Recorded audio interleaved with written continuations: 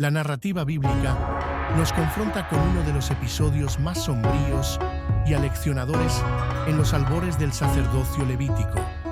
Nos referimos a la transgresión y el subsiguiente castigo de Nadab y Abihú, los hijos mayores de Aarón, en las tiendas del tabernáculo. Este evento, registrado en el libro de Levítico, capítulo 10, es crucial para comprender la naturaleza de la santidad divina. Nadab y Abihú, investidos con la dignidad sacerdotal, ofrecieron fuego profano ante el Señor. No fue un error inocente, sino un acto de desobediencia deliberada que desafió los preceptos establecidos para el culto. Su acción no solo implicaba un ritual incorrecto, sino también una falta de reverencia hacia la autoridad y la santidad de Dios. Utilizaron sus incensarios con fuego no prescrito, contraviniendo directamente las instrucciones divinas. El fuego sagrado para los holocaustos y el incienso debía provenir exclusivamente del altar del holocausto, encendido por el propio Señor. Al usar una fuente de fuego no autorizada, Nadab y Abihú manifestaron una peligrosa autonomía en el servicio divino. Esta elección representó una desobediencia directa al mandato divino, una afrenta a la meticulosidad con la que Dios había establecido su culto. La voluntad de Dios no es arbitraria. Cada detalle del servicio en el tabernáculo tenía un propósito redentor y santificador. Ignorar estos preceptos era ignorar la voluntad del mismo dador de la ley. La respuesta divina fue inmediata y sobrecogedora. Un fuego emanó de la presencia del Señor, una manifestación aterradora de su justicia y santidad. No hubo dilación ni advertencia previa, solo una consecuencia directa y poderosa. Este fuego no fue para purificación o sacrificio, sino para juicio. El fuego consumió y mató instantáneamente a Nadab y Abihú, dejando sus cuerpos sin vida ante el altar. La vida sacerdotal, que prometía cercanía a Dios, se convirtió en un instrumento de juicio por la profanación. Este suceso impactó profundamente a toda la comunidad de Israel. Su muerte ocurrió precisamente delante del Señor, en el santuario, un lugar de encuentro y adoración. Esto subraya la gravedad de su transgresión y la implacable santidad de aquel a quien servían. El santuario, lejos de ser un refugio para la negligencia, era el epicentro de la exigencia divina. Moisés, comprendiendo la magnitud del evento, explicó a Aarón que Dios había manifestado su santidad y había sido glorificado. La santidad de Dios es innegociable. Debe ser respetada por aquellos que se acercan a Él, especialmente por sus ministros. Su nombre debe ser santificado entre aquellos que se le acercan. Aarón, padre de los fallecidos, en medio de su inmenso dolor y la conmoción de la tragedia, permaneció en silencio. Su reacción, de profunda resignación y aceptación, revela una comprensión de la soberanía divina. A pesar de la tragedia personal, reconoció la justicia de Dios. Tras la devastadora muerte de Nadab y Abihú, Moisés actuó con presteza para restaurar el orden y reafirmar la santidad del tabernáculo. Las implicaciones de la tragedia eran profundas, exigiendo una respuesta inmediata y metódica para preservar la pureza del culto. Moisés ordenó a Misael y Elzafán, primos y tíos de los fallecidos, retirar los cuerpos del santuario. Esta tarea, aunque sombría, era esencial para mantener la pureza ritual del tabernáculo. La presencia de cuerpos sin vida en el lugar santo era una fuente de impureza que debía ser eliminada. Los cuerpos debían ser llevados fuera del campamento, siguiendo las leyes de pureza ceremonial. Esta medida aseguraba que la contaminación ritual no se extendiera a la comunidad. La eliminación de los restos era un paso fundamental para la restauración del orden. Moisés también instruyó a Aarón y a sus hijos restantes, Eleazar e Itamar, sobre el comportamiento apropiado en esta crisis. Como sacerdotes consagrados, estaban sujetos a normativas especiales, incluso en momentos de luto. Su rol trascendía el dolor personal para mantener el servicio divino. Se les prohibió estrictamente mostrar luto excesivo, como desaliñar sus cabellos o rasgar sus vestiduras. Estas eran expresiones comunes de dolor en la cultura antigua, pero para los sacerdotes, tales demostraciones eran incompatibles con su consagración y servicio continuo. El óleo de la unción estaba sobre ellos. La desobediencia a esta prohibición resultaría en su propia muerte y la ira de Dios sobre ellos. Esta advertencia subraya la seriedad de su vocación y la necesidad de priorizar el servicio divino por encima del sufrimiento personal. La santidad sacerdotal era primordial.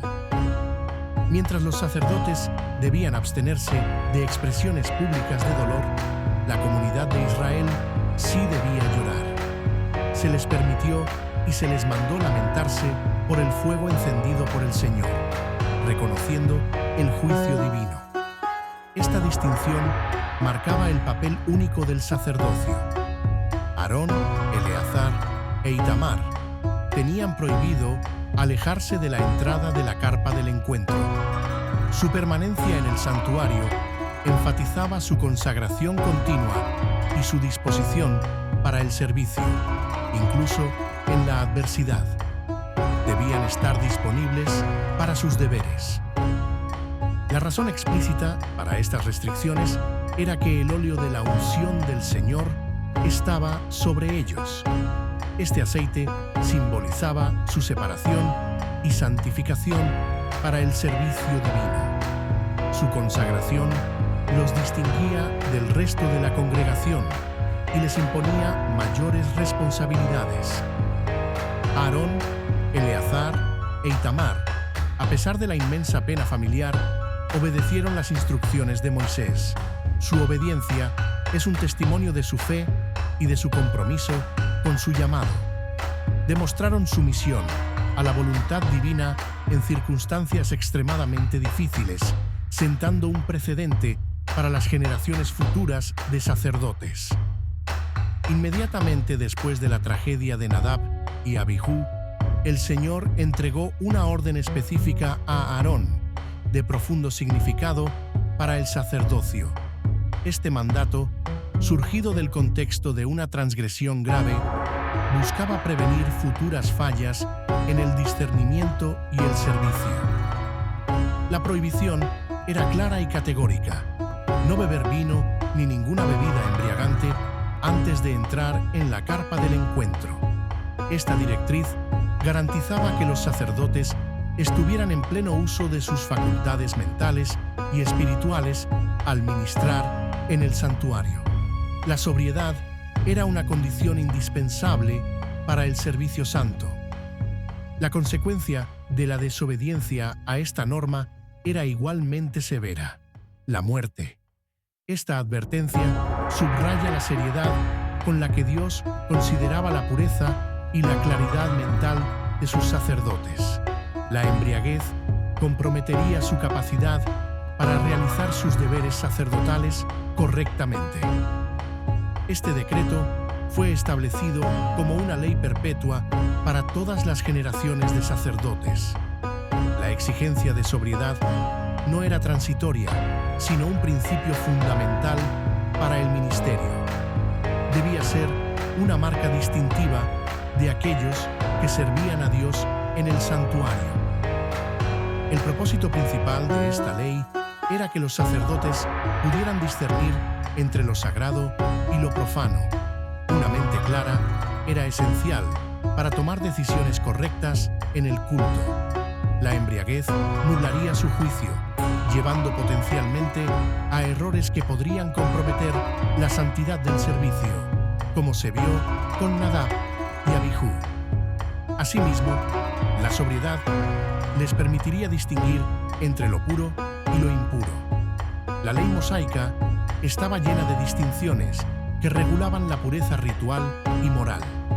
Los sacerdotes debían ser guías en estas materias y para ello necesitaban una mente aguda y una percepción no distorsionada. Finalmente, esta capacidad de discernimiento era crucial para que pudieran enseñar a los israelitas todos los preceptos divinos.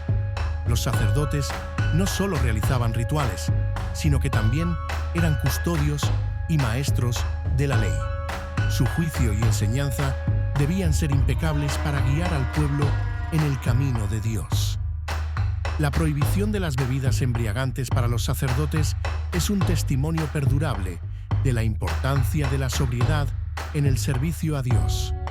Nos recuerda que el ministerio exige una mente y un espíritu despejados, capaces de discernir la voluntad divina y de guiar al pueblo con sabiduría. Es un llamado a la disciplina y la reverencia en todo aquel que se acerca a lo santo. En medio de las instrucciones para el sacerdocio, Moisés detalló los derechos y las responsabilidades de los sacerdotes respecto al consumo de las ofrendas. Estos preceptos eran fundamentales para el sustento de la familia sacerdotal y para el mantenimiento de la reverencia en el culto. La provisión para los sacerdotes era intrínsecamente ligada a su servicio. Moisés instruyó a los sacerdotes sobre cómo y dónde debían comer la oblación restante de las ofrendas quemadas. Esta porción, que no era consumida por el fuego, tenía un destino específico y sagrado. Era un reconocimiento a su trabajo y dedicación constante. Debían comerla sin fermentar, es decir, sin levadura, y en el recinto sagrado, fuera de la vista de la congregación común. La ausencia de levadura simbolizaba la pureza y la prontitud, mientras que el lugar sagrado enfatizaba la santidad de la porción. No era comida común, sino una parte de lo ofrecido a Dios. Esta porción era considerada santísima, reflejando su origen y propósito. Era su derecho, una provisión divina para su sustento, establecida por el Señor mismo.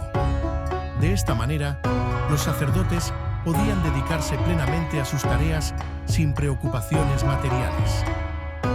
Además, los sacerdotes y sus familias tenían el derecho de comer el pecho y la pata de los sacrificios de comunión.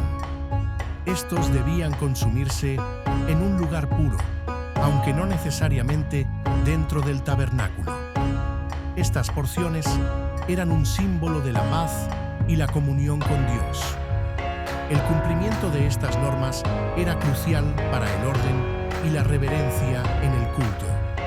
Cada ofrenda tenía su significado y su destino, y los sacerdotes debían manejarlas con la debida santidad y respeto. Su conducta en este aspecto reflejaba su reverencia por Dios. Sin embargo, Moisés se irritó al saber que el chivo del sacrificio por el pecado había sido quemado, en lugar de ser comido por los sacerdotes. Esta ofrenda, que expiaba el pecado de la comunidad, tenía instrucciones específicas para su consumo por los ministros. Moisés esperaba que se siguieran estrictamente todos los ritos. Su irritación provenía de una posible desobediencia a un mandato divino crucial. El consumo de la ofrenda por el pecado por los sacerdotes era parte integral del ritual de expiación. Implicaba que ellos, al comer la ofrenda, cargaban simbólicamente con el pecado para presentarlo ante Dios. Aarón, con sabiduría y humildad, explicó que debido a la reciente tragedia y la mancha que había caído sobre ellos, no se sentía capaz de comer la ofrenda. Consideraba que, en su estado de duelo, y con el juicio divino tan reciente, su acto de comerla no sería grato a los ojos del Señor. Reconocía su impureza contextual. Moisés, al escuchar la explicación de su hermano, la aceptó. Comprendió que la profunda conmoción y el dolor que Aarón y sus hijos experimentaban influían en su capacidad para realizar el ritual con la pureza espiritual requerida. Era una cuestión de conciencia y de profunda reverencia.